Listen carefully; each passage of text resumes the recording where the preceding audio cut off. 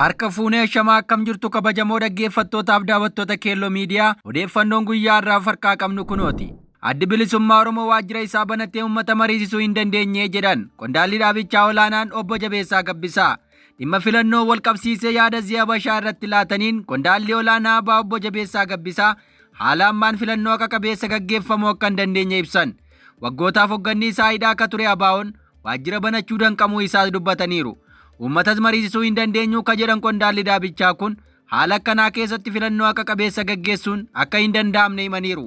Yaada Zii Habashaa irratti kennan kanaan paartiin keenya biyya keessatti bakka kamittuu waajjira banuu hin dandeenye ka jedhan qondaalli dhaabichaa kun danqaa mootummaan raawwataa jiru hangam ulfaataa ta'uu ibsaniiru. Bulchiinsa Itoophiyaa ammaa keessatti daandiin qabsoo karaa nagaa uggurame akka jiru kan eeran obbo Jabeessaa Gabbisaan haala ammaa kanaan deemsi qabsoo karaa nagaa fi filannoo akka qabeessaa gaaffii jala akka jirutti ibsan. Jaarmiyaan isaanii ABO'n walgahii uummataa gaggeessuuf illee dhorkamuu himanii waajjiraaleen keenya ka paartiin keenya qabsoo karaa nagaatiif bane hundi cufamanii jiru. Miseensonni keenya hedduun mana hidhaa keessa jiru. Hooggantoonni keenya olaanoon illee himata tokko malee waggoota dheeraaf mana hidhaa keessatti laamsha'aa turan. Addi bilisummaa Oromoo mirga socho'uu fi uummata waliin mari'achuu hin qabu. Haala kana keessatti bilisaa fi filannoo akka qabeessa ta'e gaggeeffamuu hin danda'u jedhaniiru.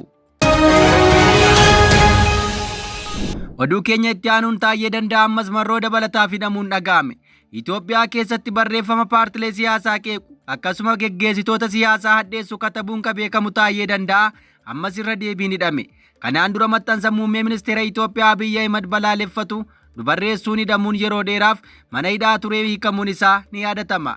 Tibbanas qeeqa bulchiinsa PP irratti dhiyeessaa erga tureen booda hidhamuu isaa himameera.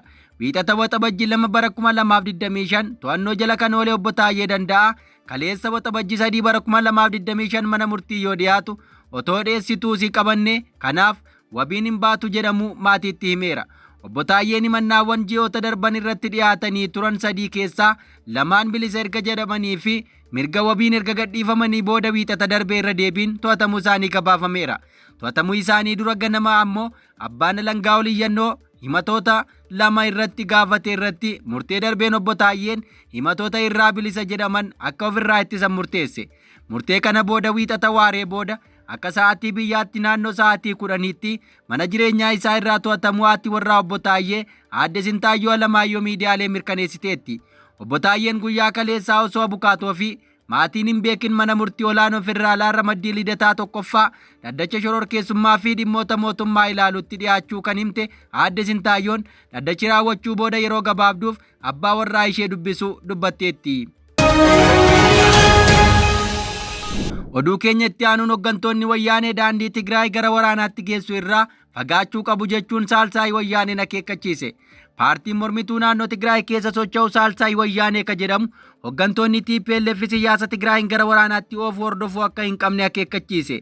Waraana darbee irraa wayita naannichi damdamachuu hin dandeenye keessatti ammas waraana biraaf qophaa'u akka dhaaban kan akeeku yaadni hoogganaa Saalsaayii Wayyaanee hooggantoonni wayyaanee daandii lolaa akka darbee irraa yoo osoo hin bayyanatiin hordofsiisuu biyyattii gara waraanaatti dhiibuu akka hin qabne gaafate. Paartichi naannichatti nagaa buusuuf mariin nagaa qaqqabeessi adeemsifamuu akka qabus gaafateera. Waraana TPLF ammoo jeequmsa babal'isuu jechuun himateera. Paartii mormituu Tigraay ka ta'e Saalsaayii Wayyaanee Tigraay ibsa gadda baaseen amala mootummoota Itoophiyaa fi Eertiraa fi duula miidiyaa isaan gaggeessaa jiran irraa gara waraanaatti akka qajeelaniif ta'u ibsuun humnoonni waliin ta'uun Tigraay irratti lola banan kun ammas Tigraay dirree waraanaa akka taasisan sodaan jiru olaanaa ta'uu ibseera. Hooggantoota wayyaanee dhimma Tigraayiif ajandaa hin qabne hin dhimmamne Tigraay madaa waraanaa darbeerraa osoo hin fayyin lola biraatti akka seentu yaalii taasisaa jiru jechuun himate. Gareen kallattii adda addaatiin hiriiranii Tigraay gara waraanaatti dhiibaa jiran gochaa isaanii irraa of qusachuu qabus jedheera. Dura taa'aan Saalsaayii Wayyaanee Tigraay obbo Aluulaa Haayiluu madda oduu kanaa sagalee Jarmanii Dochobelee waliin haasawaa taasiseen namoonni siyaasaa Tigraay uummata balaadhaaf saaxiluu dhiisuu qabu jedhan. Seera dhabuutti nama geessuu danda'a jechuunis himatan. Gama biraatiin ijoolleen Tigraay karaa nagaa fi seeraan kaayyoo fi gaaffii isaanii hojiirra oolchuuf dhorkaman turan sagalee isaanii dhageessisuuf dirqama ta'uu ibsuun marii siyaasaa dhugaa haala kanaaf sababa ta'e jijjiiree balaasuu kanneessaa isaan mudate duubatti deebisu akka taasifamu gaafateera. Oduu keenya birootiin mootummaan Itoophiyaa adeemsa biyyattii keessatti muddamaa fi jeequmsa haaraa hordofsiisuu raawwataa jira jechuun miidiyaan ABO'n dhimma itti bahu himate. dhimma marii biyyaalessaa jedhamuun tibbana mootummaan adeemsisaa ture irratti miidiyaa ABO'n dhimma itti ba'u Sagalee Bilisummaa Oromoo yaada kenneen mootummaan adeemsa biyyattii gaaga hordofaa akka jiru akeeke. Maqaa Oromiyaa dhabamsiifamuuf seenaa ta'e awwaalamee akka hafuuf dalagamaa jiras jechuun ibsate. Waggoota dheeraaf yaalamaa akka ture ammas akeeka gaaffii Oromoo danqaruu qabatee ka socho'aa jiru mootummaan Itoophiyaa paartiin PP'n hoogganamu maqaa marii biyyaalessaa jedhuun tuttuqqaan mirga sabootaa haquu tibbana raawwataa jiru. Itoophiyaa rakkoon muddamaa jirtutti rakkoo biraa dabaluun muddamnii fi jeequmsi hin barbaachisne akka uumamuuf ulaa kasaaqudhaa jedheera. Barruun fuula miidiyaa hawaasaa Saabaa irratti ba'e kun akka jedhetti sochiin maqaa marii biyyaalessaa jedhamuun tibbanaa deemamaa ture keessumaa ajendaaleen mootummichi dhiyeesse hundeedhaan mirgoota uummanni Oromoo fi saboonni biroon qabsoo isaaniin argatan kasharafuu fi dhibdee ulfaataa maddisiisudha jedha. Mirgoota uummanni Oromoo fi sabaa fi sablammoonni wareegama olaanaadhaan argatan guutuutti hojiirra hin oolin iyyuu malee heera biyyaan beekamtii argatanii jiran haquuf ajandaa mootummaan PP marii biyyaalessaa jedhamu kana irratti dhiyeesse nagaa barbaadamu kan argamsiisu osoo hin taane daranuu nagaa akka booressu jeequmsa hin barbaachifnee fi bakka itti qaban dhabuu malu hordofsiisuu danda'udha jedha. Barruun kun itti fufuun akka ammaa deemamaa jiruu fi hojiirra akka ooluufis irratti hojjetamaa jirutti Oromiyaa jechi jedhu dhabamee naannoleen kaanis diigamanii Itoophiyaa ba'aa, Itoophiyaa dhiyaa, Itoophiyaa kibbaa fi kaabaa akkasumas giddugala Itoophiyaa akka jedhuun bakka buusuufi jedheera. Mirga hiree murteeffannaa sabootaa fi sirna federaalummaa amma jiru haquun Itoophiyaaf nagaa akka kennu osoo hin taane caalaatti sabatiinsa dhorkee akka hammacamtu ka godhudha jedha. Tuttuqqaa fi sarbamiinsa mirgootaa uummattoota irratti aggaammate mootummaan PP itti jiru rakkoo fi jeequmsa uumamuuf gaafatamaan mootummaa PP ta'uun hubatamuu qabaas jedheera.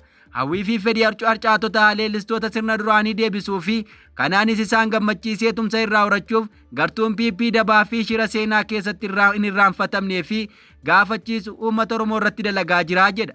Bulchiinsa Oromiyaa diiganii Oromiyaa kaartaa irraa balleessuun boca Itoophiyaa durii deebisuu fi mul'isuuf shirriitti jiramu uummata Oromoof balaa guddaadha. Dhimma jiraachuu fi jiraachuu dhabuu irraa adda baheen ilaalamus jedha. Deemsi murna PP uummata Oromoo fi qabsoo isaatiif tuffii inni qabu kan agarsiisu waan ta'eef uummanni Oromoo callisee ilaaluu akka hin qabne gaafata. Oromoon of gowwomsuu fi gowwomuun irra hin jiraatus jedha. Wacaa fi afaan fajjii murni xiqqoo fi dantaa isaanii irraa malee gaagaam akka sabaatti Oromootti dhufaa jiru arguu hin dandeenyeen dogoggorfamuu akka hin qabne jabeessinee hubachiifnas jedheera. Oduu keenya itti aanuun Eeloon Maski seera gibiraa Tiraampiin qaanessaa fi jibbisiisaa jechuun ibse. Eeloon Maski seera gibiraa fi baasii pirezidaantii Doonaald Tiraampiin mallatteeffame irratti qeeqa kaase. Wallabdee isaa fi michuu isaa gidduutti ballachaa dhufeen booda gocha Tiraampii kana qaanessaa fi jibbisiisoodha jechuun ibse.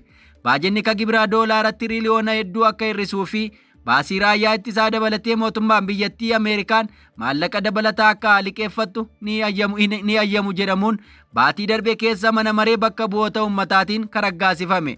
Maaskii waa'ee ajandaa marsaa lammaffaa Tiraampii kana laalchisuun warra sagalee kennaniif salphina jechuun seera baastota karaa barreeffama X irratti barreesseen qeeqe.